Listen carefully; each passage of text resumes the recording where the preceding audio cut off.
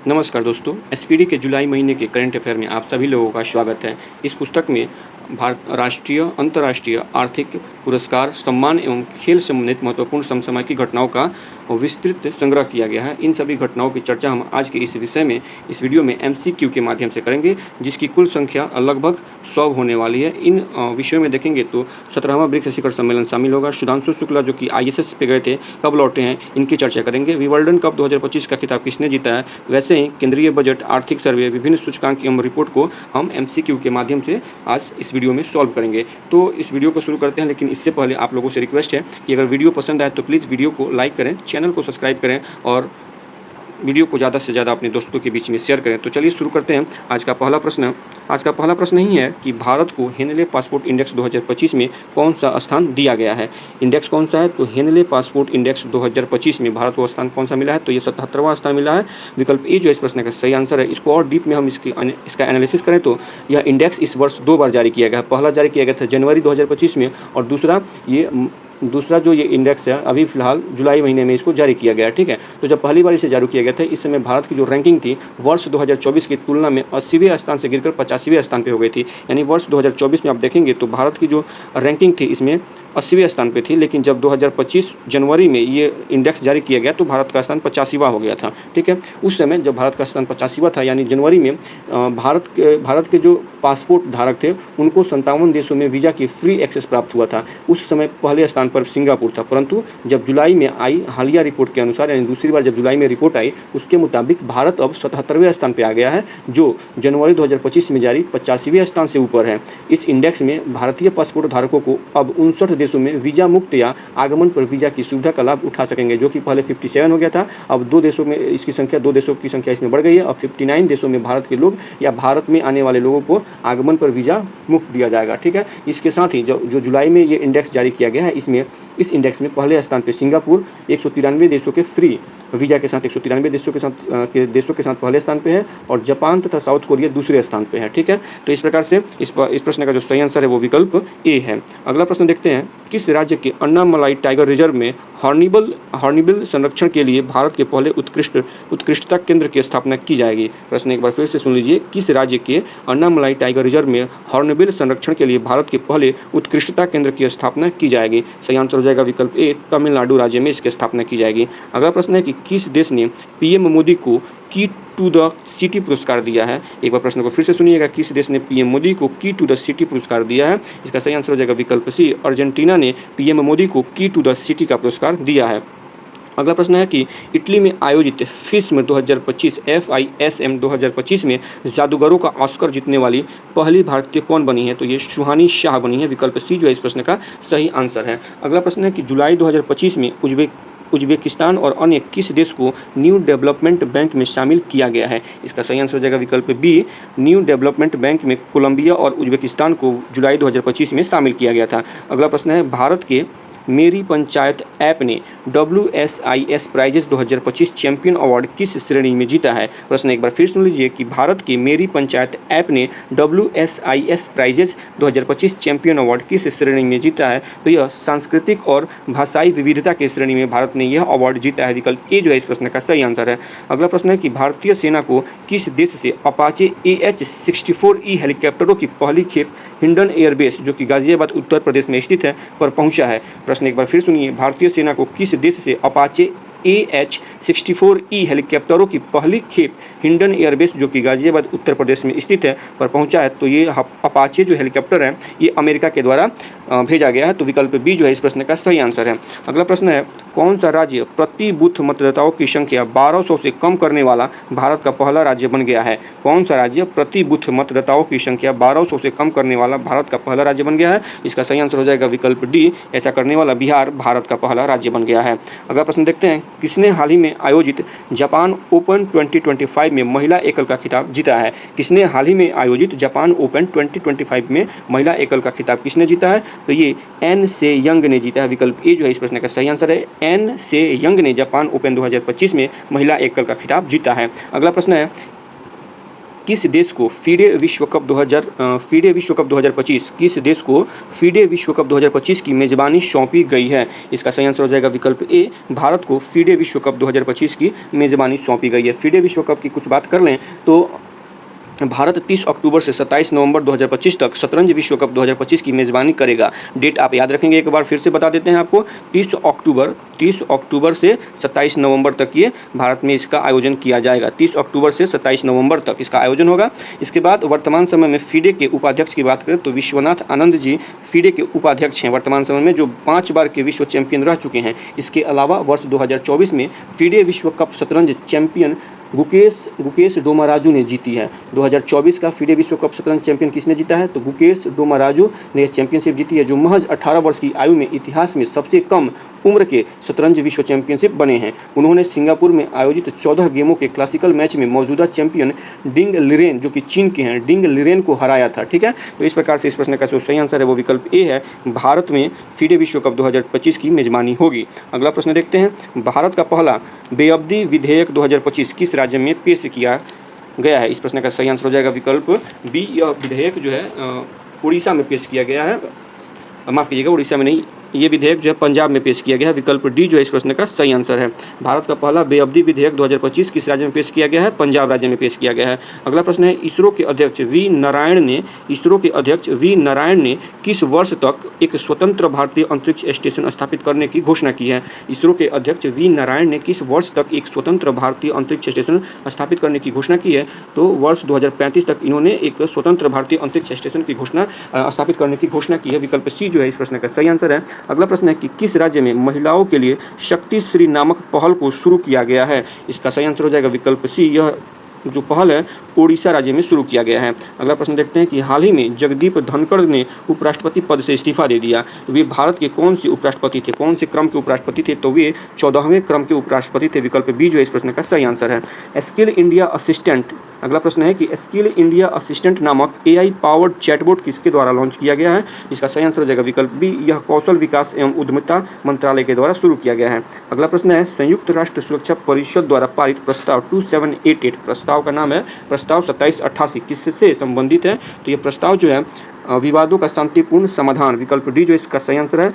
प्रस्ताव जो कि पारित किया गया है संयुक्त राष्ट्र सुरक्षा परिषद के द्वारा, प्रस्ताव का नाम है 2788, यह विवादों का शांतिपूर्ण समाधान करने से इसका संबंध है। अगला प्रश्न है कि हाल ही में किसने ओलंपिक और पैरालंपिक में स्वर्ण पदक जीतने वालों को 7 करोड़ रुपए का नगद पुरस्कार देने की घोषणा की है? प्रश्न एक बार फिर से सुन लीजिए कि हाल ही में किसने ओलंपिक और पैरालंपिक में स्वर्ण पदक जीतने वाले को 7 करोड़ रुपए का नगद पुरस्कार देने की घोषणा की है? तो यह घोषणा जो है दिल्ली सरकार के द्वारा किया गया। विकल्प डी जो है इस प्रश्न का सही आंसर है।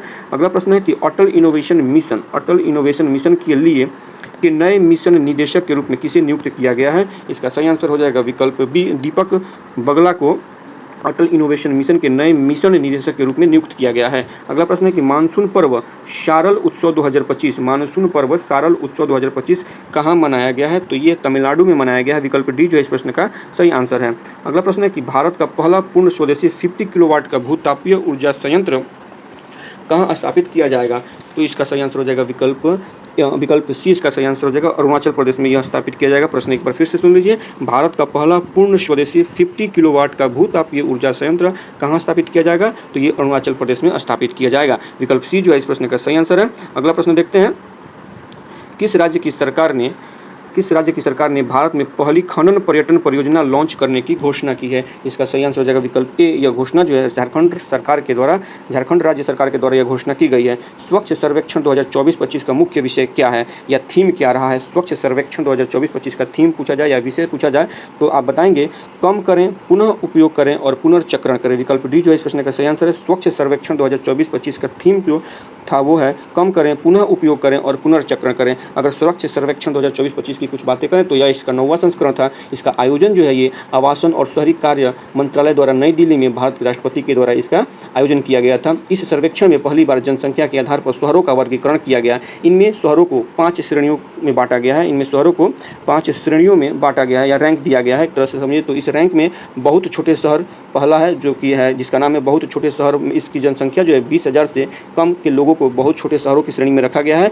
20,000 से 50,000 की जनसंख्या वाले शहरों को छोटे छोटे शहर की श्रेणी में रखा गया है। 50,000 से 3 लाख की जनसंख्या वाले शहरों को मध्यम शहर में रखा गया है।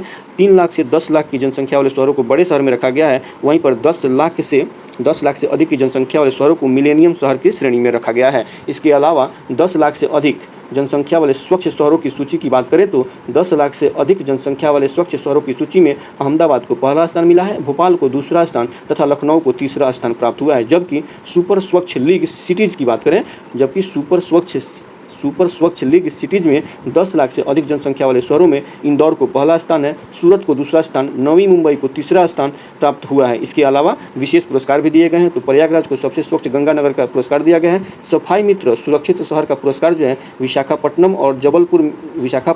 जबलपुर और गोरखपुर को संयुक्त रूप से दिया गया है। वहीं पर सबसे स्वच्छ छावनी बोर्ड की बात करें तो यह पुरस्कार सिकंदराबाद छावनी को दिया गया है। तो इस प्रकार से इस प्रश्न का जो सही आंसर था वो विकल्प डी था। कम करें, पुनः उपयोग करें तथा पुनर्चक्रण करें। अगला प्रश्न देखते हैं, भारत का पहला राज्य कौन सा है जिसने विशेष रूप से जनजातीय समुदायों के लिए जीनोम अनुक्रमण परियोजना की शुरुआत की है? इसका सही आंसर हो जाएगा विकल्प सी, ये राज्य गुजरात है। किस शहर में भारतीय रचनात्मक प्रौद्योगिकी संस्थान के पहले परिसर का उद्घाटन किया गया? किस शहर में किया गया? मुंबई शहर में किया गया है। विकल्प सी इसका सही आंसर है। अगला प्रश्न है कि 66वें अंतर्राष्ट्रीय गणित ओलंपियाड 2025 66वें अंतर्राष्ट्रीय गणित ओलंपियाड 2025 का आयोजन किस देश में किया गया था जिसमें भारत को 7वां स्थान मिला है? तो यह आयोजन ऑस्ट्रेलिया में किया गया था। विकल्प डी जो है इस प्रश्न का सही आंसर है। अगला प्रश्न है कि महिला कबड्डी विश्व कप 2025 का आयोजन कहाँ किया जाएगा? तो यह हैदराबाद में किया जाएगा। विकल्प डी जो है इस प्रश्न का सही आंसर है। अगला प्रश्न देखते हैं, किस राज्य में स्थित इस्लामपुर का नाम बदलकर ईश्वरपुर किया गया है? तो यह राज्य ये शहर जो है ये महाराष्ट्र में स्थित है। महाराष्ट्र के इस्लामपुर का नाम बदलकर महाराष्ट्र राज्य में स्थित इस्लामपुर का नाम बदलकर ईश्वरपुर किया गया है। वहीं पर महाराष्ट्र में स्थित एक और जिला है जिसका नाम है औरंगाबाद। आप कमेंट करके बताएं कि औरंगाबाद का नाम बदलकर क्या किया गया है। अगला प्रश्न देखते हैं, क्यूएस सिटीज़ रैंकिंग 2026 के अनुसार छात्रों के लिए दुनिया का सर्वश्रेष्ठ शहर किसे घोषित किया गया है? एक बार प्रश्न को फिर से सुनिए। क्यूएस सिटीज़ रैंकिंग 2026 के अनुसार छात्रों के लिए दुनिया का सर्वश्रेष्ठ शहर किसे घोषित किया गया है? सही आंसर हो जाएगा विकल्प डी, सियोल को दुनिया का सबसे सर्वश्रेष्ठ शहर घोषित किया गया है छात्रों के लिए। वहीं पर ग्लोबल लिवेबिलिटी इंडेक्स 2025 में रहने योग्य दुनिया का सबसे श्रेष्ठ शहर कोपेनहेग को घोषित किया गया है। एक बार फिर से सुन लीजिए, ये तो क्यूएस सिटीज रैंकिंग 2026 के अनुसार छात्रों के लिए सर्वश्रेष्ठ शहर सियोल है, लेकिन ग्लोबल लिवेबिलिटी इंडेक्स 2025 में रहने योग्य दुनिया का सबसे श्रेष्ठ शहर कोपेनहेगन को घोषित किया गया है। तो अगला प्रश्न देखते हैं, किस देश को विश्व स्वास्थ्य संगठन ने ट्रेकोमा मुक्त घोषित किया है? ट्रेकोमा मुक्त घोषित किया है किस देश को किया है? तो सेनेगल को किया। विकल्प बी जो है इस प्रश्न का सही आंसर है। अगला प्रश्न देखते हैं कि किस राज्य में स्थित लुंगफुन रोपई को भारतीय पुरातत्व सर्वेक्षण ने राष्ट्रीय महत्व का स्मारक घोषित किया है? किस राज्य में स्थित लुंगफुन रोपई को भारतीय पुरातत्व सर्वेक्षण ने राष्ट्रीय महत्व का स्मारक घोषित किया है? तो यह मिजोरम राज्य में स्थित है। विकल्प ए जो है इस प्रश्न का सही आंसर है। अगला प्रश्न है कि वर्ष 2024-25 में भारत का सबसे बड़ा प्रसंस्कृत आलू उत्पादक राज्य कौन बना है? तो इस प्रश्न का सही आंसर हो जाएगा विकल्प डी, गुजरात जो है वर्ष 2024-25 में भारत का सबसे बड़ा प्रसंस्कृत आलू उत्पादक राज्य बना है। विकल्प डी जो है इस प्रश्न का सही आंसर है। अगला प्रश्न है कि कैनेडी ओडेडे के साथ किसे संयुक्त राष्ट्र नेल्सन मंडेला पुरस्कार 2025 प्रदान किया गया है? इसका सही आंसर हो जाएगा ब्रेडा रेनॉल्ड्स को यह पुरस्कार दिया गया है। विकल्प बी जो है इस प्रश्न का सही आंसर है। अगला प्रश्न है कि स्वच्छ सर्वेक्षण 2024-25 में किसे सुपर स्वच्छ लीग सिटीज पुरस्कार दिया गया है? तो यह विजयवाड़ा को दिया गया है। इस प्रश्न को देखेंगे तो पहले स्थान पे इंदौर है, इसमें दूसरे स्थान पे सूरत है, तीसरे स्थान पे नवी मुंबई है तथा चौथे स्थान पे विजयवाड़ा है। तो दिए गए विकल्पों में विकल्प डी जो है ये इस प्रश्न का सही आंसर हो जाएगा। अगला प्रश्न है, किस देश में दुनिया का सबसे सटीक परमाणु घड़ी, प्रश्न एक बार फिर से सुनिए, किस देश में दुनिया का सबसे सटीक परमाणु घड़ी का निर्माण किया गया है? तो यह अमेरिका में किया गया है। विकल्प ए है इस प्रश्न का सही आंसर। अगला प्रश्न है कि विश्व यात्रा और पर्यटन परिषद ने वर्ष 2024-25 में दुनिया की टॉप 10 अर्थव्यवस्थाओं में भारत को कौन सा स्थान दिया है? तो भारत को इसमें 8वां स्थान दिया गया है। विकल्प बी इस प्रश्न का सही आंसर है। अगला प्रश्न है, चुनाव आयोग ने नीतू चंद्रा और अन्य किसे बिहार के लिए व्यवस्थित मतदाता और चुनावी भागीदार आइकन नियुक्त किया है? प्रश्न एक बार फिर से सुनिए, चुनाव आयोग ने नीतू चंद्रा और अन्य किसे बिहार के लिए व्यवस्थित मतदाता और चुनावी भागीदार आइकन के रूप में नियुक्त किया है? तो इसका सही आंसर हो जाएगा क्रांति प्रकाश झा को। ये नीतू चंद्रा जी के साथ क्रांति प्रकाश झा को अन्य भागीदार आइकन के रूप में नियुक्त किया गया है। अगर बात करें बिहार की, तो हाल ही में बिहार ने वोटिंग प्रणाली लागू करने वाला, हाल ही में बिहार ई वोटिंग प्रणाली लागू करने वाला भारत का पहला राज्य बन गया है। इसके साथ ही अगले प्रश्न की तरफ बढ़ें तो पशुधन और मुर्गी पालन को कृषि का दर्जा देने वाला पहला राज्य कौन बन गया है? पशुधन और मुर्गी पालन को कृषि का दर्जा देने वाला भारत का पहला कौन राज्य बन गया? तो ये महाराष्ट्र बन गया। विकल्प डी जो इस प्रश्न का सही आंसर है। आप लोग कमेंट करके बताएं कि किस राज्य ने गाय को राजकीय पशु का दर्जा दिया है। किस राज्य ने गाय को राजकीय पशु का दर्जा दिया है? आप ये कमेंट करके आप लोग बताएंगे। तब तक हम अगले प्रश्न की तरफ बढ़ते हैं। अगला प्रश्न है कि भारतीय वायुसेना ने सितंबर 2025 तक किस लड़ाकू विमान को सेवानिवृत्त करने की घोषणा की है? इसका सही आंसर हो जाएगा MiG-21 को भारतीय वायुसेना ने सितंबर 2025 तक सेवानिवृत्त करने की घोषणा की है। इसका कमीशन कब हुआ था भारत में? तो भारतीय वायुसेना में इसका कमीशन जो है वो 1963 में इसको कमीशन किया गया था। तो विकल्प सी जो है इस प्रश्न का सही आंसर है। अगला प्रश्न देखते हैं। स्वदेश निर्मित प्रदूषण नियंत्रण पोत समुद्र प्रक्षेत्र का जलावतरण कहाँ किया गया है? इसका सही आंसर हो जाएगा विकल्प ए। इसका जलावतरण जो है वो गोवा में किया गया है। अगला प्रश्न है कि 24 जुलाई 2025 को घोषित राष्ट्रीय सहकारिता नीति 2025 किस पुरानी नीति को प्रतिस्थापित करेगी? सही आंसर हो जाएगा विकल्प डी। राष्ट्रीय सहकारिता नीति 2002 को यह प्रतिस्थापित करेगी। विकल्प डी जो है इस प्रश्न का सही आंसर है। अगला प्रश्न है विश्व की सबसे बड़ी अनाज भंडार योजना किस क्षेत्र में शुरू की गई है? प्रश्न एक बार फिर से सुनिए कि विश्व की सबसे बड़ी अनाज भंडार योजना किस क्षेत्र में शुरू की गई है? तो यह सहकारिता क्षेत्र में शुरू की गई है। विकल्प सी जो इस प्रश्न का सही आंसर है। अगला प्रश्न है कि किस राज्य या केंद्र शासित प्रदेश में एक सड़क एक दिन योजना का प्रस्ताव पारित किया गया है? तो यह दिल्ली में प्रस्ताव पारित किया गया है। विकल्प ए जो है इस प्रश्न का सही आंसर है। अगला प्रश्न है कि भारत के सबसे स्वच्छ शहर का अवार्ड किस शहर को दिया गया है? तो इसका सही आंसर हो जाएगा इंदौर। भारत के सबसे स्वच्छ शहर का अवार्ड इंदौर को दिया गया है। सुपर स्वच्छ लीग में 10 लाख से अधिक जनसंख्या वाले शहरों में स्वच्छ शहर में देखें तो अहमदाबाद को पहला स्थान, भोपाल को दूसरा स्थान, तीसरे स्थान पे लखनऊ है। वहीं पे विशेष पुरस्कार की बात करें तो सबसे स्वच्छ गंगानगर का अवार्ड जो है या पुरस्कार जो है प्रयागराज को दिया गया है। सबसे स्वच्छ छावनी का अवार्ड जो है वो सिकंदराबाद छावनी को दिया गया है। और भारत के सबसे स्वच्छ शहरों का अवार्ड जो है वो यहाँ पे इंदौर को दिया गया है। तो एक नंबर पे तो इंदौर है। इसके बाद आप देखेंगे तो दूसरे नंबर पे सूरत है, तीसरे नंबर पे आपको नवी मुंबई देखने को तीसरे नंबर पे मिलेगी और चौथे नंबर पर विजयवाड़ा है। तो विकल्प ए जो है इस प्रश्न का सही आंसर है। अगला प्रश्न देखते हैं। किस राज्य में भारत के पहले घुमंतू गाँव की स्थापना की गई है? सिक्किम राज्य में किया गया है। विकल्प ए इस प्रश्न का सही आंसर है। अगला प्रश्न है किस राज्य ने राष्ट्रीय एक जिला एक उत्पाद पुरस्कार 2024 समारोह में सबसे अधिक पुरस्कार जीता है? प्रश्न एक बार फिर से सुनिए। किस राज्य ने राष्ट्रीय एक जिला एक उत्पाद पुरस्कार 2024 समारोह में सबसे अधिक पुरस्कार जीता है? तो यह आंध्र प्रदेश ने जीता है। विकल्प सी इस प्रश्न का सही आंसर है। अगला प्रश्न है कि भारत की पहली पूर्णतः महिला संचालित औषधालय का उद्घाटन कोल इंडिया द्वारा किस शहर में किया गया? प्रश्न एक बार फिर सुनिए। भारत की पहली पूर्णतः महिला संचालित औषधालय का उद्घाटन कोल इंडिया द्वारा किस शहर में किया गया? तो यह बिलासपुर में किया गया। विकल्प डी इसका सही आंसर है। किस राज्य में भारत का पहला एक्वाटेक पार्क लॉन्च किया गया है? एक्वाटेक पार्क भारत के किस राज्य में लॉन्च किया गया? इसका सही आंसर हो जाएगा विकल्प बी। ये असम में लॉन्च किया गया है। विकल्प बी जो इस प्रश्न का सही आंसर है। अगला प्रश्न देखते हैं। भारत का दूसरा सबसे लंबा केबल स्टेड ब्रिज कहाँ खोला गया है? ये मोगा में खोला गया है।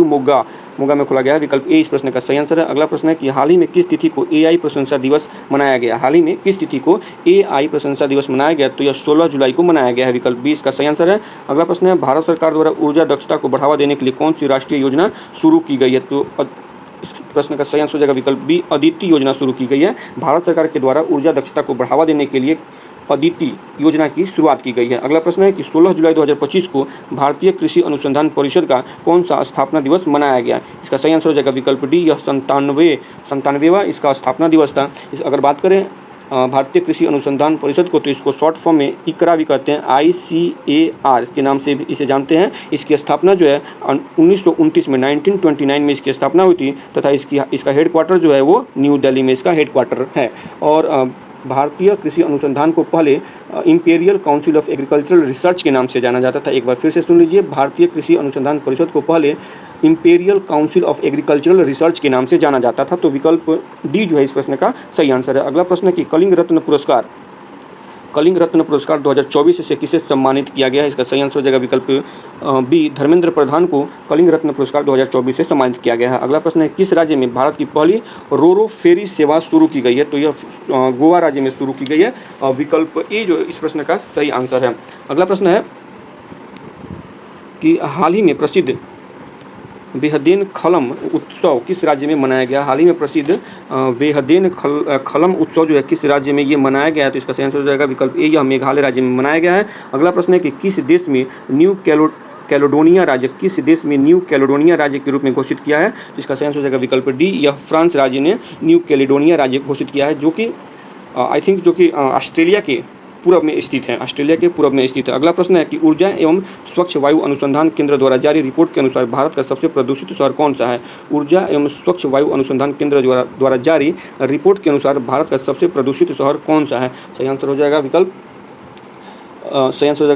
सी, बर्निहाट जो है कि ये भारत का सबसे प्रदूषित शहर घोषित किया गया है, बर्निहाट को। अगला प्रश्न है कि राष्ट्रपति द्रौपदी मुर्मू जी के द्वारा हाल ही में कितने लोगों को राज्यसभा के लिए मनोनीत किया गया है? तो 4 लोगों को राज्यसभा के लिए मनोनीत किया गया है, विकल्प बी इसका सही आंसर है। अगला प्रश्न है कि टैलिस्मैन सेबर नामक सैन्य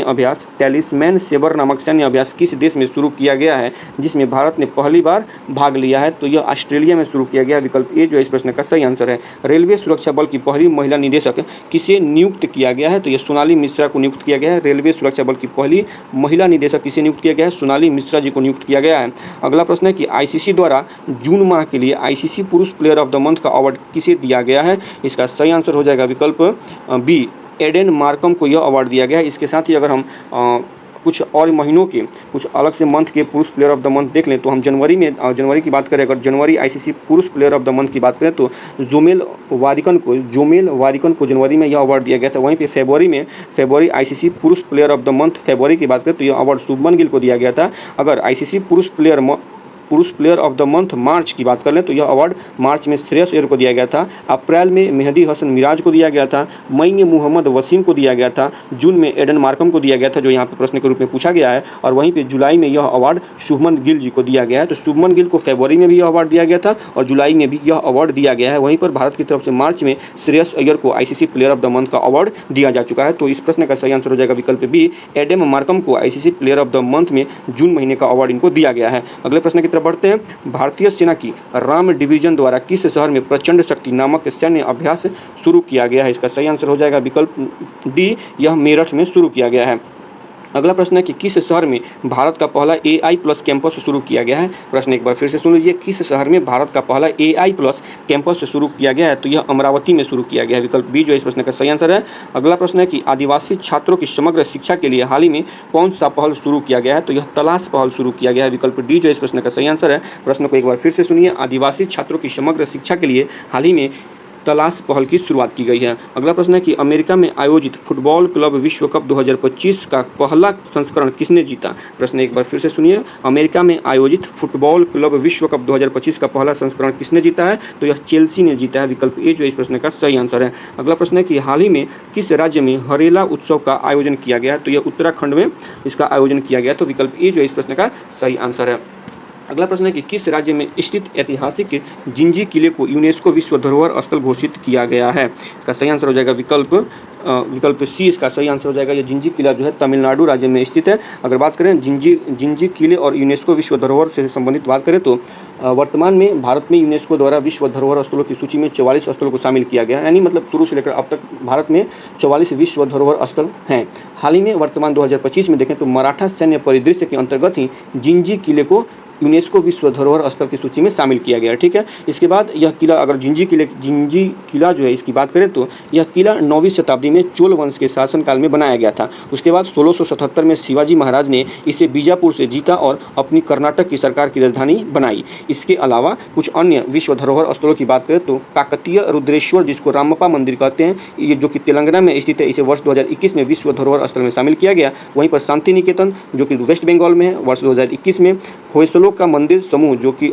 इसे वर्ष 2023 में अहोम राजवंश का मोईदाम जो कि असम में है, इसे वर्ष 2024 में, तथा मराठा सैन्य परिदृश्य जिसके अंदर जिंजी किला भी आता है, इसे वर्ष 2025 में यूनेस्को के विश्व धरोहर स्थलों में शामिल किया गया है। तो विकल्प सी जो है इस प्रश्न का सही आंसर है। अगला प्रश्न है कि भारत के प्राचीन पांडुलिपि ज्ञान संरक्षण के लिए पहला वैश्विक पांडुलिपि विरासत सम्मेलन कहाँ आयोजित किया गया है? प्रश्न बहुत ही इंपॉर्टेंट है, इसलिए एक बार इसे फिर से सुनिए कि भारत के प्राचीन पांडुलिपि ज्ञान संरक्षण के लिए पहला वैश्विक पांडुलिपि विरासत सम्मेलन कहाँ आयोजित किया गया? इसका सही आंसर हो जाएगा नई दिल्ली में आयोजित किया गया था, विकल्प सी इसका सही आंसर है। अगला प्रश्न है कि किस राज्य में स्थित अर्थुनकल पुलिस स्टेशन किस राज्य में स्थित अर्थुनकल पुलिस स्टेशन को भारत का पहला ISO प्रमाणित स्टेशन घोषित किया गया है? सही आंसर हो जाएगा विकल्प बी, केरल राज्य में स्थित अर्थुनकल पुलिस स्टेशन को भारत का पहला ISO प्रमाणित पुलिस स्टेशन घोषित किया गया है। अगला प्रश्न है कि संयुक्त राष्ट्र जनसंख्या पुरस्कार 2025 संयुक्त राष्ट्र जनसंख्या पुरस्कार 2025 किसने जीता है? तो यह पुरस्कार वर्षा देशपांडे जी ने जीता है, विकल्प सी जो इस प्रश्न का सही आंसर है। अगला प्रश्न है पेन पिंटर पुरस्कार 2025 पेन पिंटर पुरस्कार 2025 से किसे सम्मानित किया गया है? तो यह लीला अबू लेला जी को सम्मानित किया गया है। लीला अबू लेला जी को पेन पिंटर पुरस्कार 2025 से सम्मानित किया गया है। अगला प्रश्न है विंबलडन 2025 का महिला एकल का खिताब किसने जीता है? विंबलडन 2025 का महिला एकल का खिताब ईगा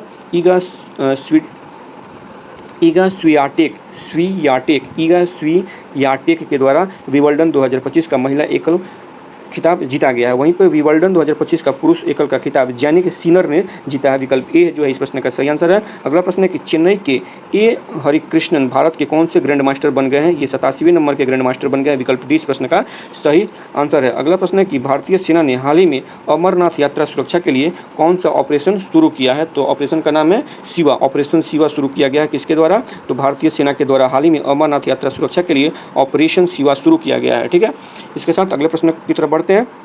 मराठा शासकों द्वारा निर्मित कितने ऐतिहासिक किलों को यूनेस्को ने अपनी विश्व धरोहर सूची में शामिल किया है? तो 12 किलो को यूनेस्को ने अपनी विश्व धरोहर सूची में शामिल किया है। इसी में से एक जिंजी किला था जिसकी चर्चा हमने पिछले प्रश्न में किया है। तो ऐसे 12 किलो को यूनेस्को ने अपने विश्व धरोहर की सूची में शामिल किया है। अगला प्रश्न है कि किस देश में स्थित खमेर रुज स्थल को यूनेस्को विरासत सूची में शामिल किया गया है? तो यह कंबोडिया में स्थित है, विकल्प बी जो इस प्रश्न का सही आंसर है। अगला प्रश्न है कि किस राज्य ने युवाओं को सशक्त और सक्षम बनाने के लिए पहली बार युवा आयोग का गठन किया है? सही आंसर हो जाएगा और विकल्प सी इसका सही आंसर हो जाएगा। बिहार राज्य सरकार ने पहली बार युवाओं को सशक्त और सक्षम बनाने के लिए युवा आयोग का गठन किया है, तो विकल्प सी जो इस प्रश्न का सही आंसर है। अगला प्रश्न है कि हाल ही में जारी फीफा रैंकिंग में भारतीय फुटबॉल टीम को कौन सा स्थान दिया गया है? तो यह 133वां स्थान दिया गया है, विकल्प सी जो इस प्रश्न का सही आंसर है।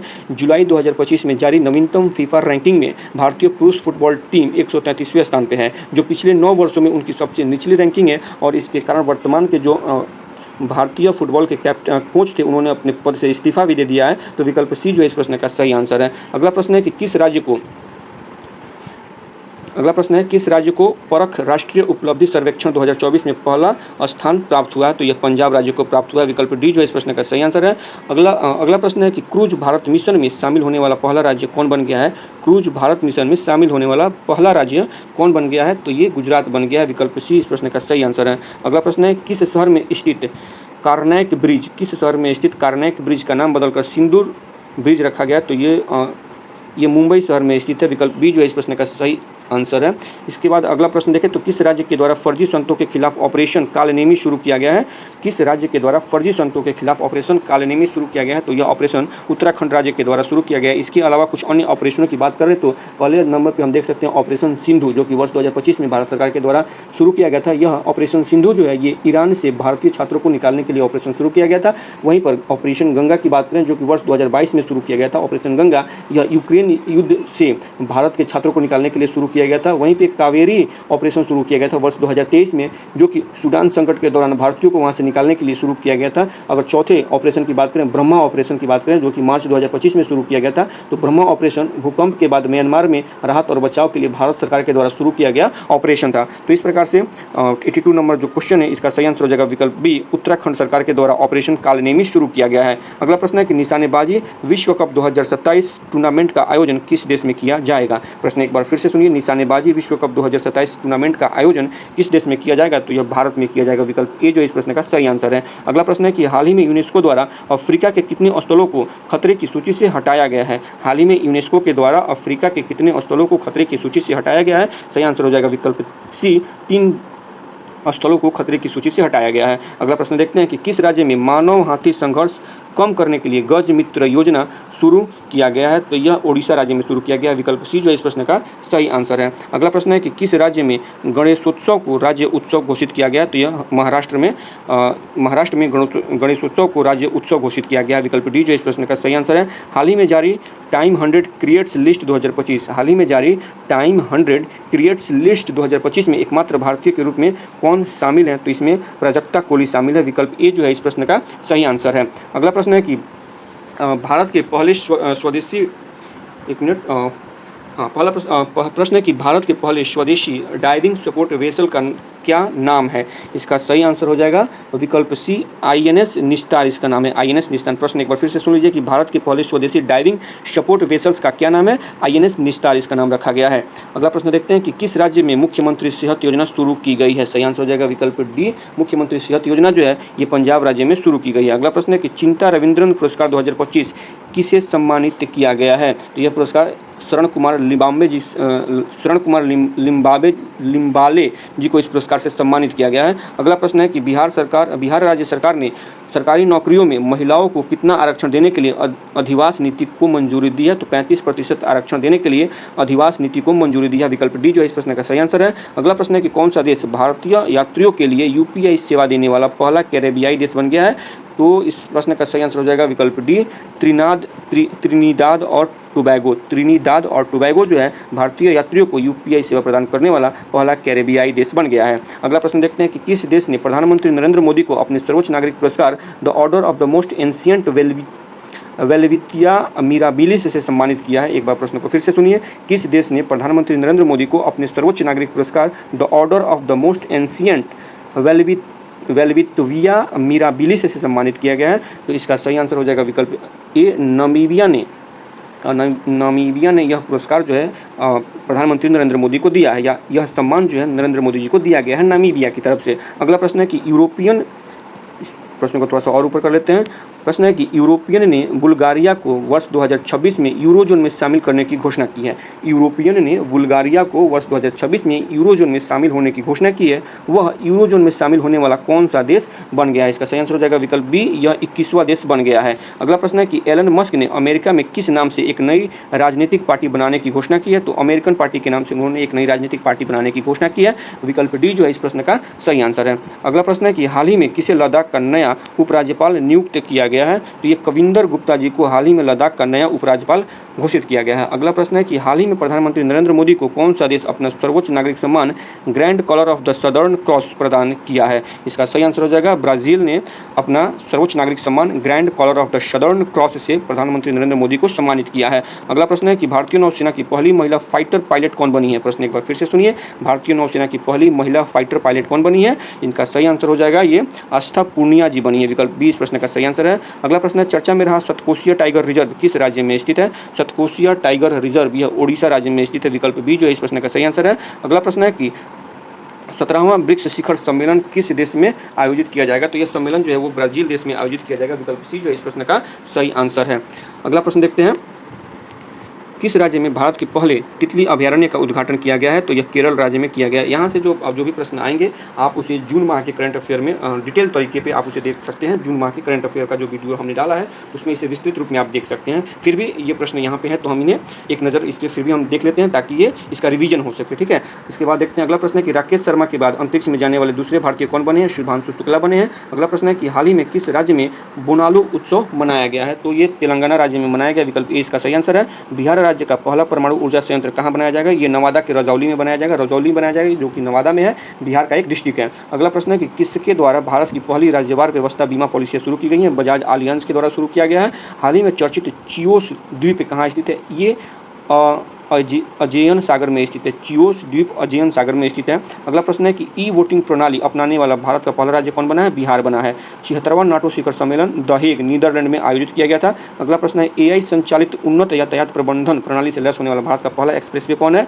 द्वारका एक्सप्रेसवे है। विकल्प डी इसका सही आंसर है। अगला प्रश्न है किस शहर में नक्षत्र नामक भारत की पहली उच्च प्रदर्शन कंप्यूटिंग सुविधा को शुरू किया गया? पुणे में शुरू किया गया। विकल्प बी इसका सही आंसर है। अगला प्रश्न है कि हाल ही में किस राज्य में अबुबाची मेला आयोजित किया गया था? क्या है? अबुबाची मेला आयोजित किया गया कहाँ पे? तो ये असम में आयोजित किया गया था। विकल्प ए इसका सही आंसर है। अगला प्रश्न है कि हाल ही में चर्चा में रहा बनका चिरला परियोजना कहाँ? बनका चिरला परियोजना का संबंध किस राज्य से? तो ये आंध्र प्रदेश राज्य से इसका संबंध है। विकल्प डी जो इस प्रश्न का सही आंसर है। अगला प्रश्न है कि किस शहर में भारत की पहली हाइड्रोजन चालित बसें शुरू की गई है? तो लेह में शुरू किया गया है। यूपीएससी ने एक पोर्टल लॉन्च किया है, प्रतिभा सेतु पोर्टल लॉन्च किया गया है, जिसके माध्यम से यूपीएससी में चयन से चुकने वाले उम्मीदवारों को निजी नियोक्ताओं से जोड़ने के लिए कार्य किया जाएगा। तो विकल्प बी जो है इस प्रश्न का सही आंसर हो जाएगा। प्रतिभा सेतु पोर्टल जो है ये संघ लोक सेवा आयोग के द्वारा जारी किया गया है। अगला प्रश्न है कि किस राज्य द्वारा 2025 से 35 को जल विद्युत का दशक घोषित किया गया है? अरुणाचल प्रदेश राज्य के द्वारा ये घोषित किया गया है। कौन सा देश पहली बार Billie Jean King Cup 2025 playoff की मेजबानी करेगा? तो ये भारत करेगा।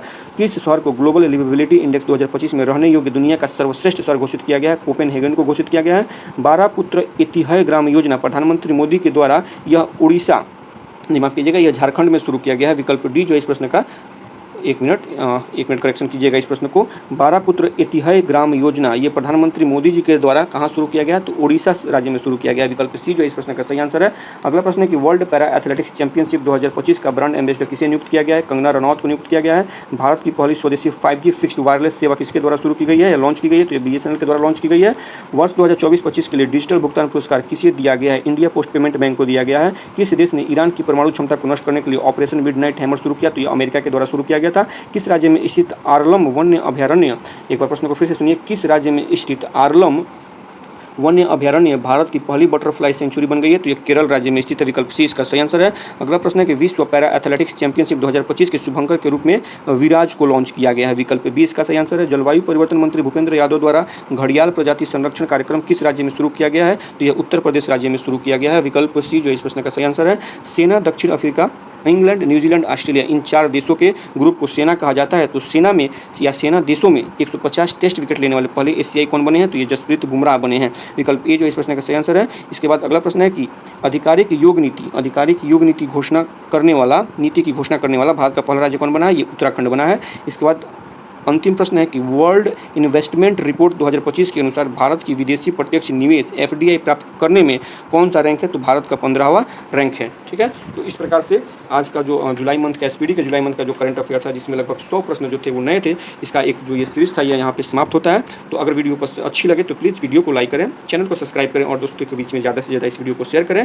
फिलहाल आज के लिए इतना ही रखते हैं, फिर अगले मंथ में नए वीडियो के साथ, नए कंटेंट के साथ आपसे मिलेंगे। तब तक के लिए पढ़ते रहिए, मस्त रहिए, आगे बढ़ते रहिए। धन्यवाद।